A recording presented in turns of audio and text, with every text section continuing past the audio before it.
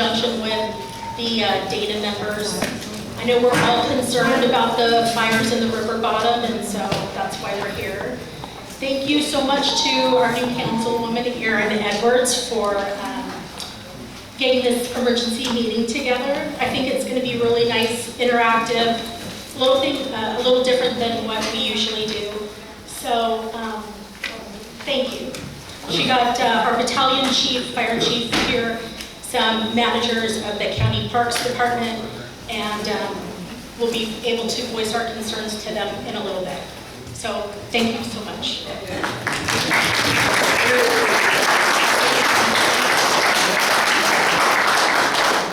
Can everyone hear me? Yes. First of all, thank you all so much for being here. It's really extraordinary to see that so many people came out on a weeknight to discuss this issue, and I think it shows how important this issue is to residents in the city. So I am Erin Edwards, council member of Ward 1. I wanted to make sure to introduce Paloma Montez. Paloma, if you wave your hand back there. Yes, clap. Paloma is my council assistant, legislative field representative, so I'm sure you'll be hearing a lot from Paloma as well over the years. I wanted to make sure we took a moment. There are, of course, too many people in the room to go around and do introductions, but I wanted to give all of us a sense of who's in the room tonight. So if you're here from State Senator Roth's office, can you just wave your hand? There, and back. From Assemblymember Medina's office, wave your hand. Over there, corner. From the Riverside Police Department. There in the back, thank you. Code Enforcement. Wonderful. The mayor's office, I know we had, there we go, mayor's office, Edwards over there. From the Inland Empire Waterkeepers, right here, Megan in front. The Santa Ana Watershed Project Authority. Perfect, thank you so much for being here. If you live in the Grand neighborhood, would you raise your hand? Fantastic. If you live downtown, great. North side. There. Wood Streets. Great. Someone who's come to the meeting tonight from another ward. Thank you. And from another city. Okay. So as you can see, we have a lot of people in this room representing many different areas and offices. So in this room tonight, we really have, I would say, a brain trust. And I think we have a real opportunity tonight to move as quickly as we possibly can from the problem to the solutions. So tonight, we're actually going to try a different kind of community meeting. It'll be a solution-oriented conversation, because I have heard loud and clear that what people are looking for are real answers, and that people have questions and ideas for solutions that they'd like to put forward. So fire, regardless of its source, is what we are here to address tonight. And I know that our speakers will get a bit more into the data, but when I was meeting with our fire department and our police department before the 3 fires that brought us all here tonight, I learned that in Ward 1, in 2019 alone, we had 183 wildland fires.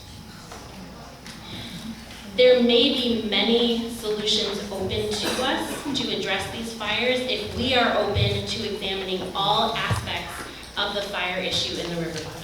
That does mean talking about homelessness. 47 of those fires were tagged as being fires started by homeless encampments. So we have someone tonight from the city's Office of Homeless Solutions to talk about what is currently being done, what some of the barriers are, and some ideas to move forward. It's going to mean understanding the many jurisdictions that are in control of this area, the river bottom, which is why we have so many people representing some of those entities in the room tonight. It will mean talking about the plants, the animals, the people at risk, really thinking about the whole ecosystem of this issue and having an understanding of what the other sources of fire are currently. And I really do believe that if we focus too much on any one of these major pieces, it might cause us to miss some ideas for solutions to address the bigger issue, which is fire. So tonight, we are going to do a very brief exercise. If you do not have a note card, will you please raise your hand?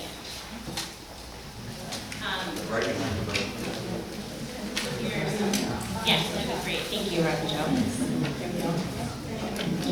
And then from there, we're going to go right into the presentations. We have 4 speakers who will each be speaking for about 7 minutes. Raise your hand again if you need a note card. I see Tiffany with a note card.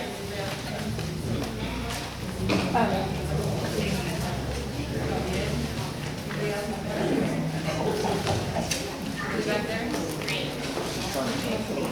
And then after we hear from our 4 speakers, we won't be taking questions right away. What we're going to do instead is we're going to break into discussion groups. And I'll explain that when we get there again. And you get to pick which discussion you choose to go to, the speaker that interests you the most, who you have the most questions for, the most ideas for solutions. You're going to go talk with that speaker as a group.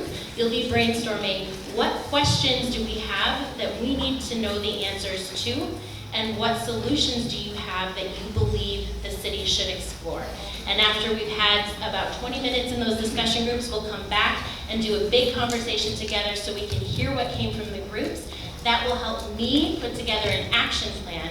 And in 60 days, which we counted it, it's April 20th, I commit to getting back to this group. If you wrote your name on the sign-in sheet and email address, I commit to getting back to this group, talking about what actions have come from this meeting today and what steps we have taken from tonight. So thank you so much for being here. I'm really excited to try this format so we can, as I said, get as quickly to solutions as possible. So with that, I'm inviting the panelists to come up to the front.